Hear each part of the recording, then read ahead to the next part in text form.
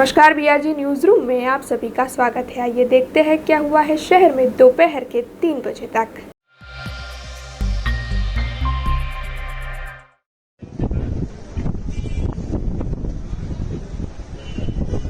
दिल्ली के लोधी रोड स्थित सीबीआई दफ्तर में उस वक्त अफरा तफरी मच गई जब वहां पर आग लग गई। घटना की सूचना मिलते ही दमकल विभाग की 5 गाड़ियां मौके पर पहुंचकर आग बुझाने का प्रयास कर रही है। हालांकि अभी इस बात की जानकारी नहीं मिल सकी है कि ये आग किस वजह से लगी। सामने आ रही तस्वीरें बता रही है कि आग भयावह है क्योंकि आसपास के पूरे इलाके में धुआं हो गया है। दमकल विभाग और पुलिस की प्राथमिकता है कि कैसे दफ्तर में फंसे लोगों को सुरक्षित निकाला जाए। नवसारी के सांसद सीआर पाटिल नर्मदा जिले के दौरे पर थे और इस दौरे के दौरान सीआर पाटिल की ओर से नौंधारा को आधार प्रोजेक्ट के तहत जरूरतमंद लोगों में किट का वितरण कर उन्हें एक वक्त का खाना मुहैया करवाया गया। नर्मदा जिले में जिला प्रशासन और विभिन्न सेवाभावी संस्थाओं ने मिलकर नौंधारानो आधार प्रोजेक्ट शुरू किया है, जिसके तहत सेंट्रल किचन भी शुरू करवाया गया है और इसी सेंट्रल किचन के जरिए सांसद सीआर पाटिल ने सभी ज़रूरतमंदों में ज़रूरत की चीज़ों की किट का और शाम के खाने का वितरण किया और साथ ही नौंधारानो आधार पुस्तक का विमोचन भी सीआर पाटिल के हाथों करवाया गया। इस मौके पर नर्मदा जिले के कई पदाधिकारियों की भी उपस्थिति रही।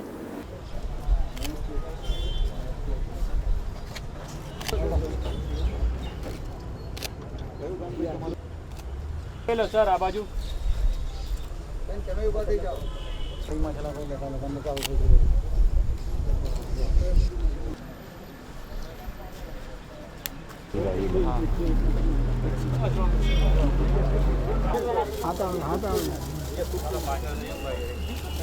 लोगो लઈને આવી બેગમાંથી ફટાફટ આવી। અહીંયાના જે જિલ્લા કલેક્ટર છે એમણે જે રીતે લોકોનો સાથ મેળવીને અને સરકારની યોજનાઓને જોડીને 8 થી 11ની અંદર પોતે રાઉન્ડ લઈને આવા કોઈપણ વ્યક્તિ ભૂખ્યો ન સૂઈ જાય એના માટે જે પ્રયત્ન કર્યા છે ખરેખર ખૂબ કાબિલેદાદ છે। એમને ખૂબ ખૂબ અભિનંદન પણ આપું છું, એમને ધન્યવાદ પણ આપું છું। કાર્યકર્તાઓને સાથે જોડ્યા સિવાય એમણે અલગ અલગ એનજીઓને પણ જોડ્યા છે કે જે જરૂરિયાતમંદ લોકોને આખી એક પેટીમાં તમામ જીવન જરૂરિયાતની ચીજ વસ્તુઓ આપે છે। સાથે સાથે એમ તૈયાર જમવાનું ભોજન એ જ્યાં હોય ત્યાં એમને પહોંચાડે છે ને એ રીતે એમને અન્નદાન સાથે એમની તમામ જીવન જરૂરિયાતની વસ્તુઓ પૂર્ણ આપીને એમણે સરસ એક છેલ્લો પાડ્યો છે। દરેક અધિકારી એનો કાર્યકર્તા જે રીતે જો આ રીતે કામ કરશે તો આ દેશની જે સંસ્કૃતિ છે એ સંસ્કૃતિ મુજબ ક્યારેય કોઈ ભૂખ્યો ન સૂઈ જાય કે કોઈ ભૂખ્યો નથી સૂતો, આ બંને વાત સાબિત થશે। राजूला तालुका के धर्मादायक पद पर भरत भाई खुमाण की नियुक्ति कर दी गई है, जिसकी वजह से वहां के लोगों में काफ़ी खुशी का माहौल देखने मिल रहा है। अमरेली जिला के राजूला तालुका में आज धर्मादायक पद की नियुक्ति के लिए एक कार्यक्रम का आयोजन किया गया था। इस आयोजन के तहत धर्मादायक पद पर भरत भाई खुमाण बड़े अगरियावाला की नियुक्ति की गई और भरत भाई खुमाण की नियुक्ति से राजूला तालुका में धर्म सांसद 1008 परिवारों में खुशी की लहर दौड़ गई। ये रिपोर्ट हमारे संवाददाता योगेश कानाबार ने राजूला से भेजी है।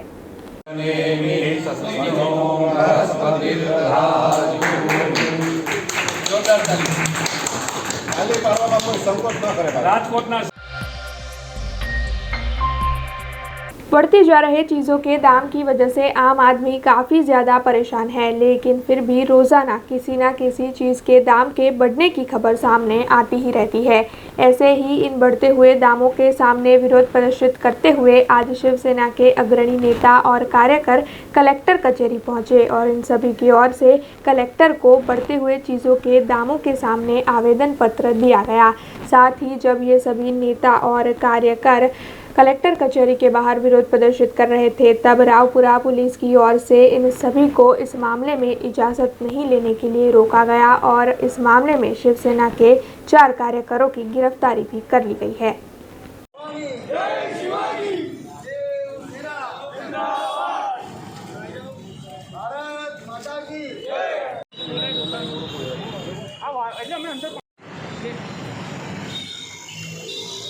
આજે શિવસેના વડોદરા શહેર તરફથી અમે પ્રધાનમંત્રી સાહેબને એક આવેદનપત્ર આપ્યું છે કે જે પ્રમાણે હાલ દેશમાં કોરોનાની મહામારી ચાલતી હોય, દેશ કોરોના સામે ઝઝૂમી રહ્યો હોય, સામાન્ય વર્ગના લોકોને જીવન જીવવું મુશ્કેલ થતું હોય, ત્યારે જે જીવન જરૂરિયાતની વસ્તુઓ છે કે રાંધણ ગેસ છે, ખાવાનું તેલ છે, પેટ્રોલ ડીઝલમાં જે ભાવ વધારો ઝીંકાઈ રહ્યો છે, એનાથી સામાન્ય જનજીવન ઉપર ખૂબ મોટી અસર થઈ રહી છે. એક તરફ સબકા સાથ અને સબકા વિકાસનો જો નારો આપવો હોય અને એને સાર્થક કરવો હોય તો જે જીવન જરૂરિયાતની વસ્તુ છે એની ઉપર અંકુશ લગાવવાની જરૂર હોય, પરંતુ સરકાર કોઈપણ રીતે પોતાનો વિરોધ સહન નથી કરી શકતી. શાંતિથી અને ગાંધી ચિંધ્યા માર્ગે જ્યારે અમે શાંતિપ્રિય રીતે એને આવેદન આપતા હોય ત્યારે પણ જો પોલીસ દ્વારા ખોટી રીતે ધરપકડ થતી હોય એ બહુ દુઃખદ બાબત છે. અને એનાથી સ્પષ્ટ લાગે છે કે સરકાર પોતે ભાવ વધારા અને જે મોંઘવારી છે એને અંકુશમાં લેવામાં સદંતર નિષ્ફળ છે, જેના કારણે કોઈ પણ વ્યક્તિ એનો વિરોધ કરે તો એમની ધરપકડ કરવામાં આવે છે. कोरोना महामारी के इलाज में ऑक्सीजन सबसे ज़्यादा ज़रूरी रहा, लेकिन इस मुश्किल वक्त में ऑक्सीजन की कमी भी देखने मिली, जिसके बाद विभिन्न संस्थाओं और लोगों के सहयोग से अस्पताल के परिसर में ही ऑक्सीजन प्लांट की व्यवस्थाएं की जाने लगी. ऐसे ही आज शहर के एसएसजी अस्पताल में भी 3 ऑक्सीजन प्लांट का लोकार्पण किया गया. कीरी एंड लॉन्सन इंडस्ट्रीज, L&T, BYO और बॉस्को कंपनी के सहयोग से 3 ऑक्सीजन प्लांट बनाए गए हैं और शहर के एसएसजी अस्पताल में आज 2650 LPM की रोज़ाना ऑक्सीजन उत्पादक क्षमता रखने वाले इन 3 ऑक्सीजन प्लांट का लोकार्पण करवाया गया. वैसे आपको बता दें कि भारतीय संस्कृति के मुताबिक नारियल चढ़ाकर इन ऑक्सीजन प्लांट का लोकार्पण किया गया. इस मौके पर medical superintendent doctor Ranjan Iyer, medical college के डीन, वहीवटी नोडल अधिकारी और ऑक्सीजन प्लांट देने वाली संस्थाओं के प्रतिनिधियों की उपस्थिति रही. इसके अलावा आपको ये भी बता दें कि केंद्र सरकार की ओर से DRDO के माध्यम से एसएसजी अस्पताल के लिए और एक ऑक्सीजन प्लांट को मंजूर कर दिया गया है, जिसकी स्थापना का कार्य इस वक्त चल रहा है.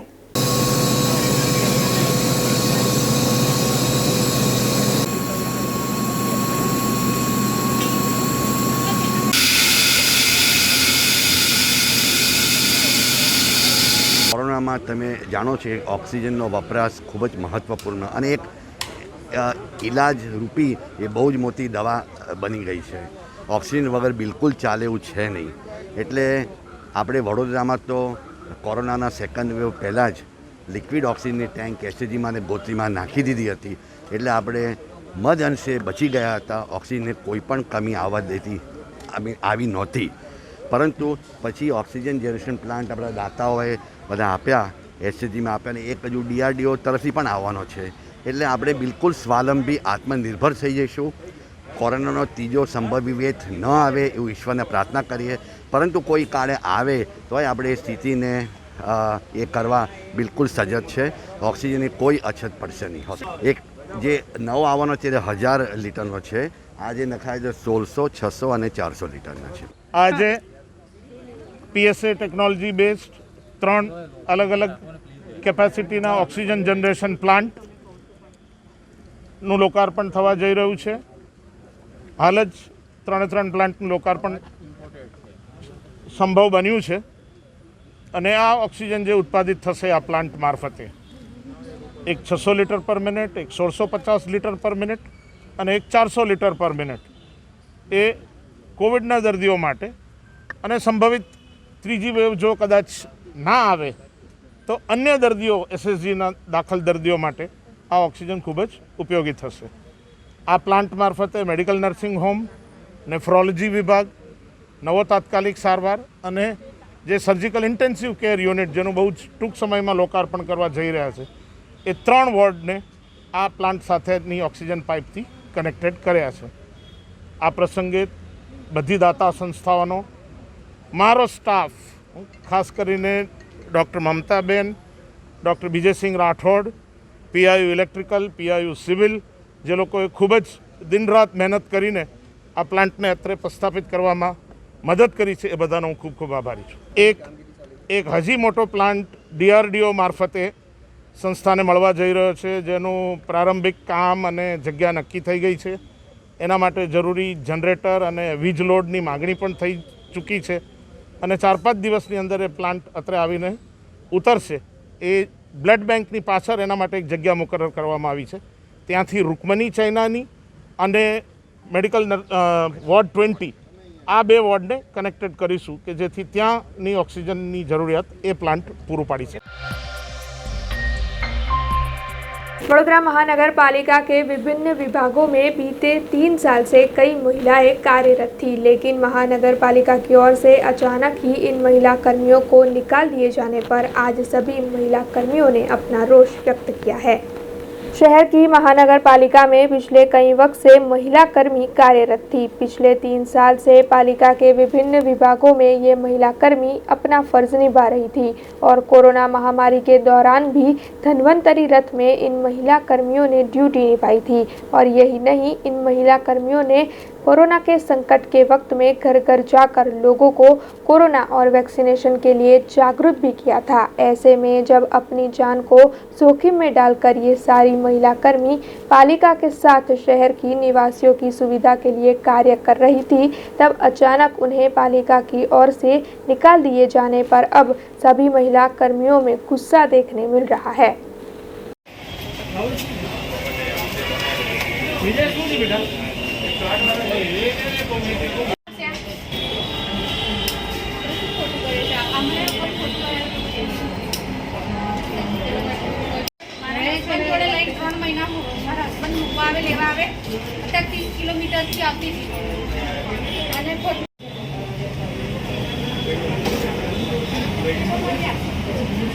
અમે છે ને અહીંયા વીએમસી વડોદરા કોર્પોરેશનમાં જોબ કરતા હતા અને ખરા કોરોનામાં અમે જીવના જોખમે કામ કર્યું તો પણ અમને લોકોએ અચાનક જ છૂટા કરી દીધા. તો અમારું શું? અમારું કંઈ વિચાર્યું જ નહીં. અમે લોકોએ એવું કીધું કે અમને લોકોને પહેલાં લેવાનો ચાન્સ કરો તમે, તો પણ અમને લોકોને કંઈ કર્યું જ નહીં. આ લોકોએ છૂટા જ કરી દીધા અચાનક જ. અમે જીવના જોખમે કામ કર્યું. ફતેપુરા યુપીએચસી અર્બન હેલ્થ સેન્ટરમાં અમે કામ કરતી હતી. 4 વર્ષ, ચોથું વર્ષ ચાલે છે મારું. 4 વર્ષથી અમે ખરા લોકડાઉનમાં કામ કર્યું છે. જોડે નોકરી નથી એટલે અમે લોકો અહીંયા ઇન્ટરવ્યૂ છે 3 મહિનાવાળું છે, ખબર નહીં જીવીકેમાં છે, એટલે અમે લોકો જોબ શોધવા માટે તો આવવું પડે ને, એટલે અમે લોકો આવ્યા છે. 20 છોકરીઓ છીએ, 10-20 છોકરીઓ છીએ. મંત્રીમાં 61 છોકરીઓ છે, કોર્પોરેશનમાં 61 છોકરીઓને એકી હાથે અમને લોકોને છૂટા કરી દીધા. અમે જીવના જોખમે કોન્ટ્રાક્ટ પર નોકરી કરી. ખરા કોરોનામાં લોકડાઉનની અંદર એટલું બધું કામ કર્યું છે તો એમને હવે છૂટા કરી દીધા. અમે કઈ જઈએ અને શું કરીએ? હવે 4 વર્ષથી કરતા હતા. 4 વર્ષથી અહીંયા જોબ કરી છે. પહેલાં અમને એનઆરએચમાં હતા, એમાંથી છૂટા કરીને અમને ધન્વંતરીમાં નાખ્યા અને ધન્વંતરીમાંથી પછી અમને આ રીતના છૂટા કરી દીધા છે. અત્યારે અમે एरोप्लेन यानी हवाई जहाज आज के समय में लंबी दूरी की यात्रा का सबसे तेज यातायात का साधन. एक एरोप्लेन को कई सालों तक सर्विस में रखा जाता है और इसका इस्तेमाल किया जाता है. लेकिन क्या आपने कभी सोचा है कि जब एक एरोप्लेन रिटायर्ड होता है तो उसका क्या होता है? अगर नहीं तो हम आपको इस खबर में आगे बताएंगे. आगे बढ़ने से पहले कुछ लोगों के मन में ये सवाल होगा कि आखिर एक एरोप्लेन की उम्र कितनी होती है.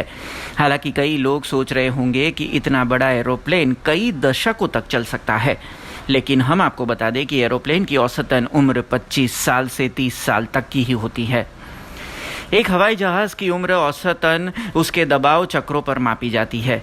हर बार जब एरोप्लेन उड़ान भरता है तो उस पर दबाव डाला जाता है, जिससे उसके धड़ और पंखों पर दबाव बढ़ता है. एरोप्लेन निर्माता मेंटेनेंस कार्यक्रम के दौरान ये निर्धारित करते हैं कि हवाई जहाज के कुछ कंपोनेंट दबाव से खराब हुए हैं या नहीं. हम आपको बता दें कि कोई भी एयरलाइंस किसी एरोप्लेन के बिल्कुल बूढ़ा होने का इंतज़ार नहीं करता है. बहुत से एरोप्लेन तो उसकी उम्र तक पहुंचते भी नहीं है. भले ही एक एरोप्लेन की उम्र लगभग 25 साल के आसपास होती हो, लेकिन अधिकांश एरोप्लेन 18 साल की उम्र तक पहुंचने पर रिटायर्ड हो जाते हैं. तो चलिए हम आपको बताते हैं कि इस सवाल का जवाब क्या है कि एरोप्लेन के रिटायर्ड होने के बाद उसका क्या होता है. तो जब कोई एरोप्लेन रिटायर्ड होता है तो वो एक स्टोरेज एयरपोर्ट के लिए अपनी आखिरी उड़ान भरता है. ये स्टोरेज फैसिलिटी बहुत बड़ी और खुले आसमान के नीचे होती है. ये दुनिया भर के कई जगहों पर उपलब्ध है, लेकिन इनमें से ज़्यादा दक्षिण पश्चिमी संयुक्त राज्य में स्थित है. ऐसा इसलिए क्योंकि यहाँ पर भूमि की उपलब्धता बहुत ज़्यादा है और इन राज्यों में हवा बिल्कुल सूखी होती है. इसके लिए जंग लगने की प्रक्रिया बहुत धीमी हो जाती है। एक बार जब एरोप्लेन एक स्टोरेज एयरपोर्ट पर आता है तो इसे अच्छी तरह से धुलाई इसकी की जाती है ताकि किसी भी तरह के नमक की परत को हटाया जा सके, जिससे बाहरी हिस्से में जंग लग नहीं सकता। उसके बाद ईंधन टैंकों को सुखा दिया जाता है और लुब्रिकेंट किया जाता है। इसके टायरों को भी सुरक्षित रखा जाता है। औसतन प्रत्येक एरोप्लेन में इंजन, धड़ के पुर्जे और इलेक्ट्रॉनिक जैसे 3,50,000 से ज़्यादा कंपोनेंट इस्तेमाल होते हैं।